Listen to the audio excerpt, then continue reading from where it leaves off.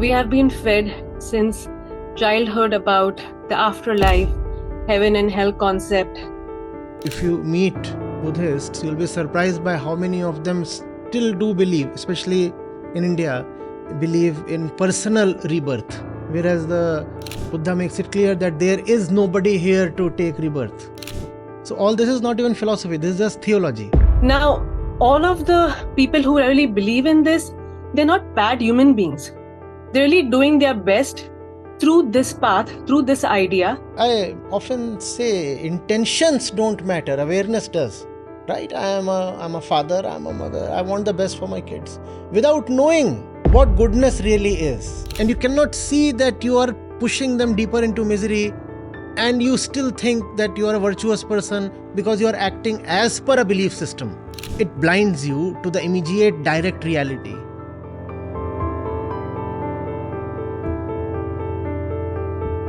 Namaste, Acharya Ji. Welcome.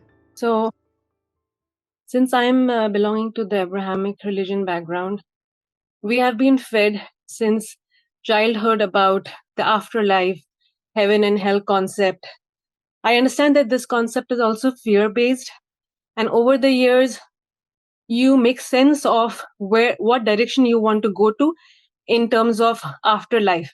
But it is so deeply ingrained and fed that there's nothing else that can be the truth. I mean, even thinking about something different than this is so challenging because we are deeply conditioned.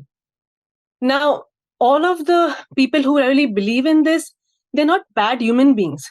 They're really doing their best through this path, through this idea, and they're compassionate. They are helping others, and most of the things that we read and we understand from the Gita, they're pretty much even applying that in their day-to-day life. But then, with the afterlife not being the ultimate truth, does it negate everything that they are doing in this life? Ultimately, you see, it does. If people are on their road to the destruction,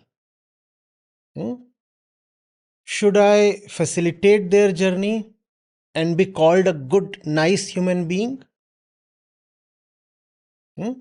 Should I set up relief camps along the way? Free medical aid, free food, obviously free water and such things. That's what the stupid kind of goodness means, no? I'm a good human being, I'm a nice human being. And what am I doing? I'm assisting people on their way to destruction. So, on his way to destruction, somebody fell and bruised his knee. So, I rushed to him with first aid. I'm a good human being, am I not? I rush to him with a bandage and I help him get up and I also offer him food and I do all the goodies, all the niceties, all the virtues I display. But all the virtues that I display are ultimately assisting people on their road to destruction. So all that in toto is just very harmful towards oneself. You see, when the fundamental itself is flawed, anything branching out from that just cannot be virtuous, even if it appears to be virtuous. I often say intentions don't matter, awareness does. I want the best for my kids, right? I'm a father, I'm a mother, I want the best for my kids without knowing what goodness really is. And I want my kids to have the best. And what does that result in? We know the state of the world today. We also know that all the adults were once kids. We say the world is in such a despicable state and people are monsters, or a lot of people are monsters. But if people are monsters, they were all kids once and they were all raised by well meaning parents. How did they turn into monsters? It is because our intentions and our claims to beatification they in reality mean nothing. What is really of importance is the understanding or absence of it. Mostly there is just the absence. This, Without what I also understand about the internalizing of heaven and hell and the externalizing of heaven and hell, this concept also is very flawed. And some people get it. They say, yes, we are going to feel a little bit of the internal hell and internal heaven so that we are prepared for the external heaven and hell. So, you know how they always give excuses and they have their reasoning. this is not even philosophy. This is not even a concept. This is simply theology. And this theology is present in every single major religion of the world. Every single. Even the message of the Buddha has not really been understood by most of the Buddhists. Right? If you meet Buddhists, you'll be surprised by how many of them still do believe, especially in India, believe in personal rebirth. Whereas the Buddha makes it clear that there is nobody here to take rebirth. So all this is not even philosophy, this is just theology. And to debunk this theology, you don't need an alternate belief system. All you need is science. For somebody to go to heaven or hell, there must be somebody inside you, right? There has to be somebody. The question that Vedant would ask is, for whom? For whom is heaven or for whom is hell? And science today is in a position to answer that. There is actually nobody inside your body. There is just the body, the consciousness that you identify with is actually a product of the body. It arises with the body and it's gone with the body. There is nothing that survives the body. So for whom is heaven and for whom is hell? That's true. So it's just a belief system, and it's an extremely harmful belief system. I could have said it's just vapid, but it's actually venomous. It took me so many years to really unlearn all of that. Being in the journey of, being a student of religion from a very, very young age, it takes you lots and lots of unlearning, relearning to really, change this whole And concept. you know what it does? It takes you away from the direct realities and facts of life as it is. Because you're all the time just dreaming of the afterlife. You say, this dunya, this means nothing. Oh, you are just a traveler, you have checked in, you will check out, and this is just a sarai, an inn. It means nothing. Now, fine, to some extent, that reduces your attachment with the worldly goodies. So, as you said, ostensibly, there are some benefits that accrue from this line of thinking. But all in all, it's a very loss making proposition. Because simply because it stops you from attending to the present reality. You just don't see things as they are. You are enclosed in your belief, and that just makes everything very nebulous. Yeah, you're just shuffling between these some few options that you have. That's it. You're not allowed to see beyond that. You cannot see beyond that, and you cannot see even that which is in front of you. Beyondness comes much later. I will not be able to see what I'm the as Krishnamurti says, ever seen a tree? I'll never be able to see the real face of my spouse, my kid, my neighbor.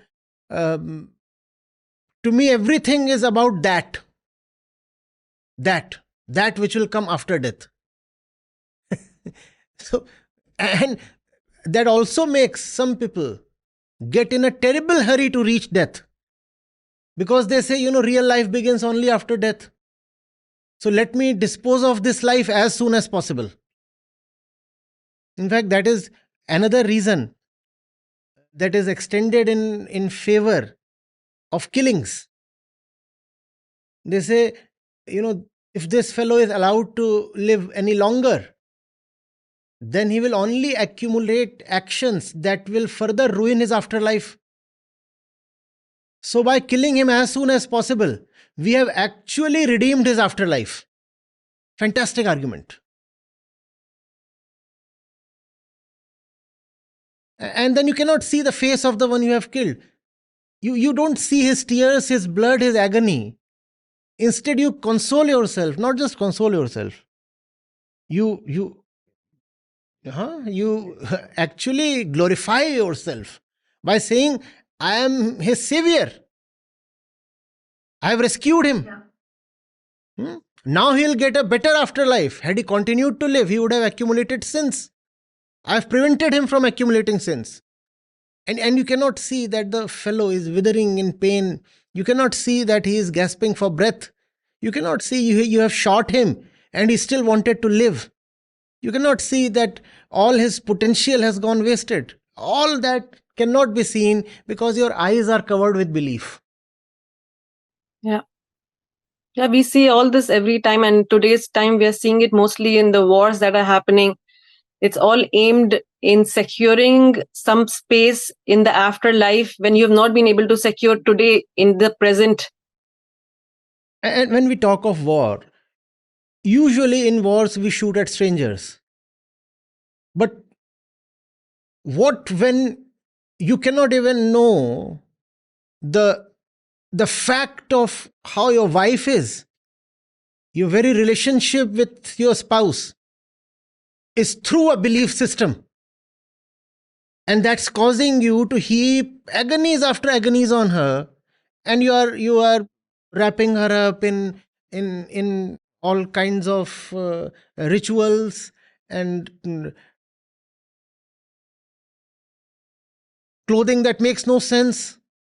You don't want her to get educated. And we are talking about your son, your daughter, we are talking about your wife. And you cannot see that you are pushing them deeper into misery. And you still think that you are a virtuous person because you are acting as per a belief system. It blinds you to the immediate, direct reality.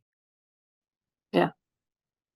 No, absolutely true. The blinding part is I've experienced myself, so I know that you cannot really see, even if the truth comes to you, you will not be able to see it.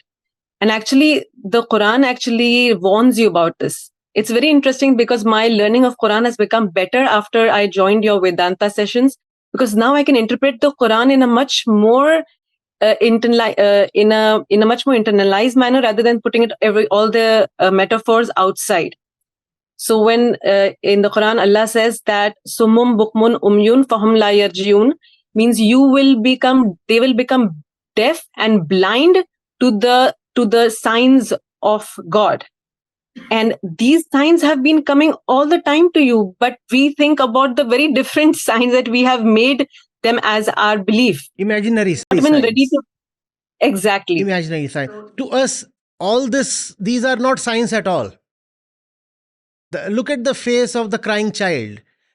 How is that not a very direct and potent and telling and living sign? No, that cannot be seen. Because that's the face probably of a Muslim or a Jew. So I cannot see. My belief does not allow me to see anything. Hopefully, we all can rise and bring the truth forward one day at a time, one moment at a time. We're doing our best that we can. But it's really a sad situation when you see around people. How can we, like, really, the pace that we are going? I know we are leading somewhere, but still, I feel there is so much only that we can do. One tries with intent and with the maximum application of intelligence. And beyond that, as Lao Tzu was saying yesterday, beyond that is not your province to venture. If you want too much from your actions, then the actions themselves will get compromised. Yeah, and you'll get trapped in those actions. Yes, so one's job is to do as much as possible, as vigorously, as lovingly, and then you leave it at that. Let the results come as they would. Yeah, beautiful. Thank you so much, Acharya Ji. Thank you. Welcome.